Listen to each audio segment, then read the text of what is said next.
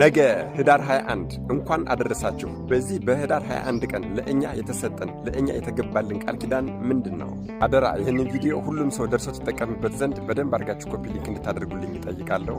ቢሰጥ የማያልቅበት መድኃኔዓለም ኢየሱስ ክርስቶስ ለእናታችን ለእናቱ ለቅድስተ ቅዱሳን ለቅድስት ድንግል ማርያም እንደዚህ ብሎ ቃል ኪዳን ገባላት።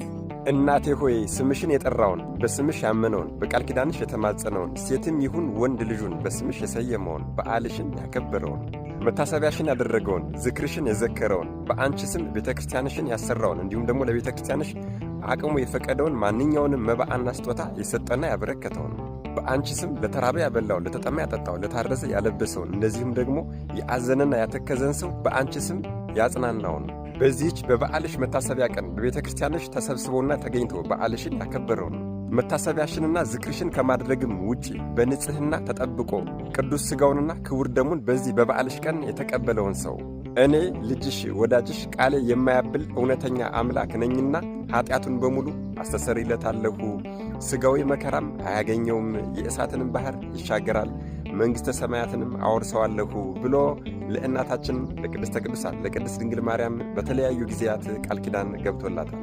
ስለዚህ ሁላችሁም የተወደዳችሁ ሕዝበ ክርስቲያኖች ሆይ እኛስ ምን እንጠብቃለን? በፍጹም ደስታ ደስ ተሰኝተን በዓሏን ለማክበር እንዘጋጅ። አዎ እውነቴን እኮ ነው። በዓሏን ልናከብር፣ ዝክሯን ልንዘክር፣ መታሰቢያዋን ልናደርግ፣ ለድሆችም ደግሞ ልንራራና ልናዝን ይገባል። በዚህ ታላቅ በዓል እርሷ የሰባቱ ኪዳናት ማኅተም ኪዳነ ምሕረትም ጭምር ናትና ወደ ልጇና ወደ ወዳጇ ወደ መድኃኔዓለም ወደ ኢየሱስ ክርስቶስ ትማልድልናለችና ነው። እሺ ቪዲዮን ከመጨረሴና ከማጠናቀቄ በፊት ግን ትናንትና በቀጠርኳችሁ መሠረት ህዳር ጽዮን ማርያም የሚከበርባቸውን ዋና ዋናዎቹ ምክንያቶች አጠር አድርጌ ያስቀምጥላችኋለሁ። የመጀመሪያው ምክንያት ትናንትና እንደተነጋገርነው በቅድስት ሳባ በቅድስት ማክዳ ዘመነ መንግሥት በቀዳማዊ ምኒልክ አማካኝነት ህዳር 21 ቀን ታቦተ ጽዮን ወደ ኢትዮጵያ የገባችበት ቀን ነው። ሁለተኛው ምክንያት ደግሞ ለሊቀ ነቢያት ለቅዱስ ሙሴ 40 መዓልትና 40 ሌሊት ጸሎት አድርጎ ታቦተ ሕጓን ታቦተ ጽዮንን የተቀበለበት ቀንም ጭምር ነው። ሦስተኛው ምክንያት ደግሞ ኤሊ ሊቀ ካህናት በነበረበት ጊዜ ለመጀመሪያ ጊዜ ታቦተ ጽዮን በአሕዛባውያን ማለትም በኢሎፍላውያን ተማርካ እነሱም ደግሞ ማርከው ወስደው በጣዖት ቤታቸው ወስደው ቢያስቀምጧት እነርሱ የሚያመልኩትን ጣዖታቸውን ዳጎንን ገልብጣ ሰባብራ የጣለችበት ቀንም ጭምር ነው።